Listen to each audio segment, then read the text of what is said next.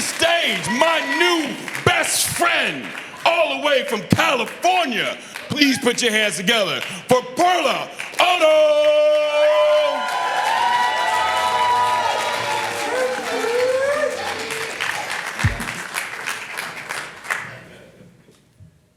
Hi, y'all.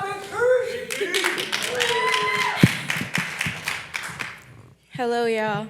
I'm sorry, I'm really emotional right now. This isn't scripted. I haven't worked on this, but I initially came here to talk about my mom and my mom's story. So what I would like to do right now is acknowledge her. She wasn't able to make it today, but she's the reason why I'm here. She's 9 years in recovery. Yeah. Whew. I'm so sorry, I'm so emotional.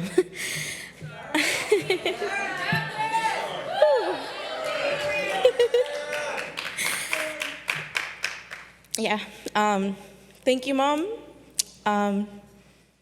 Thank you for having me, and thank you for my journey. Hello, my name is Perla, and I want you to see me for me. 2 letters, 1 word, and it means the world to me. When I say me, I mean all intersections of who I am. I am queer, I am femme, I am a student, I am a Latina.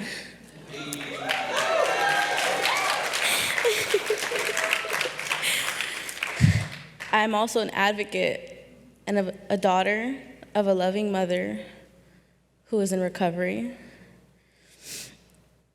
I am the generation within my family who is breaking the multi-generational cycles of oppression.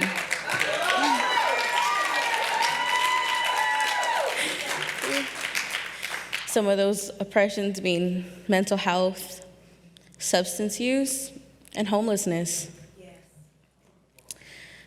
When I was 15, my mom found recovery, and she was on her journey.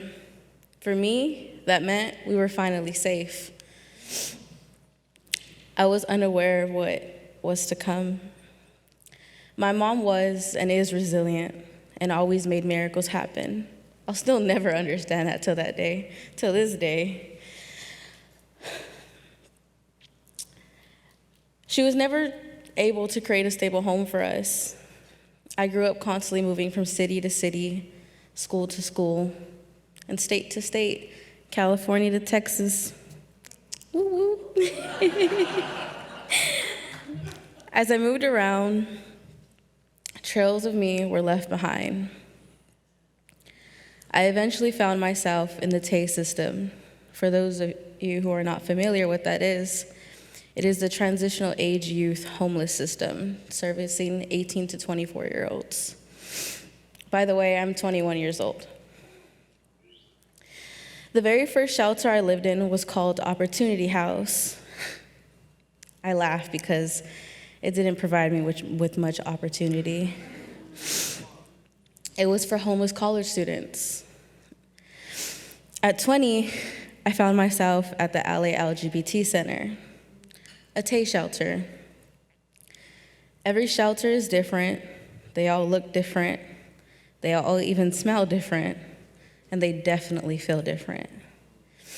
The one I stayed in had small rooms where 2 young adults shared bunk beds. It was painted a dull white color, dirtied over time. When you move in, you can only take 1 bag of your belongings. Most people don't even have that. I was lucky enough to have a car where I could store things that were important to me. This was not a place of healing.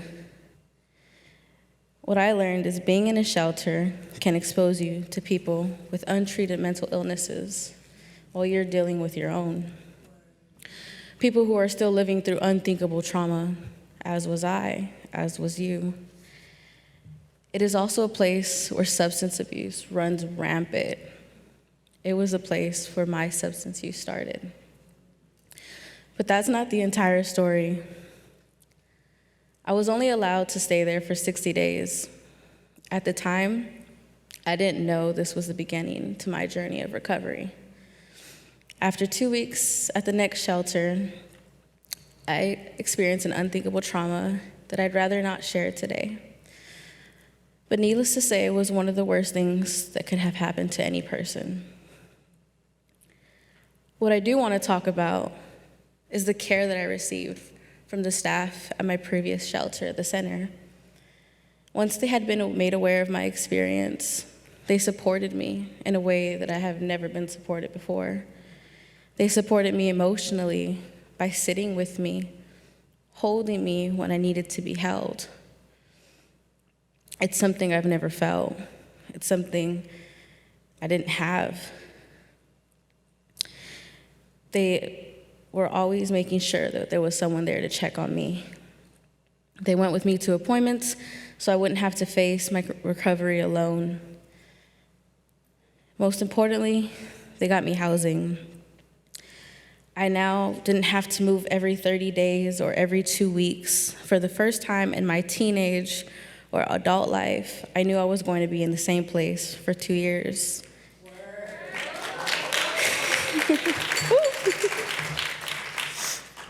For me, that was enough.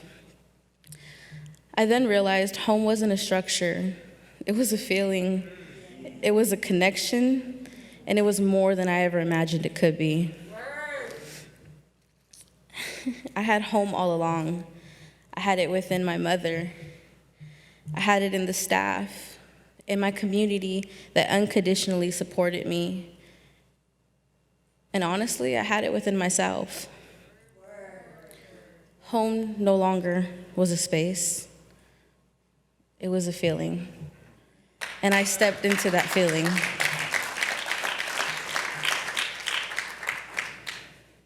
From this, I learned how important it is to build communities of support, to have the courage to carry hope within yourself and share that with the world.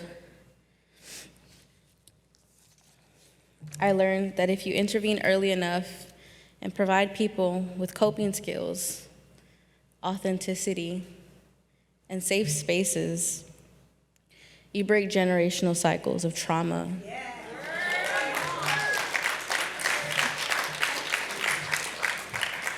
Substance use, which in many cases leads to homelessness. This is why I now work with the Tay homeless system as a peer advocate.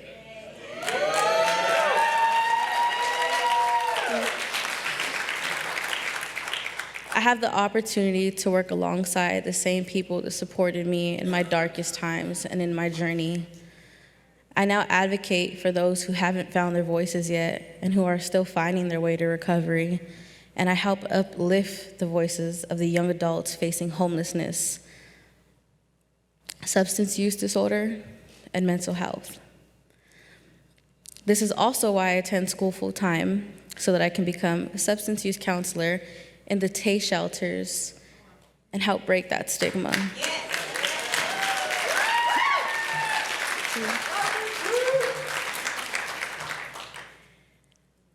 I would like you to join me in continuing to show up for yourself, for representing self-love, because at the end of the day, you are all sitting here today representing self-love. I want you to keep spreading awareness and breaking the stigma. And honestly, disrupt the narrative.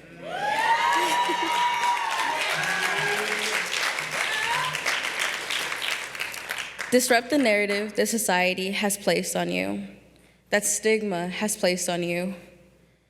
But most importantly, disrupt the narrative that you have placed on yourself.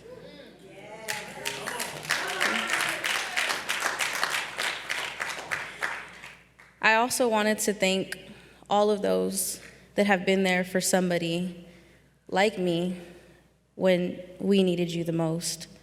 The work you do saves lives and is helping break generational cycles. The hope you bring to us is a feeling I cannot describe. And honestly, thank you for guiding me to the trail of me that was once left behind.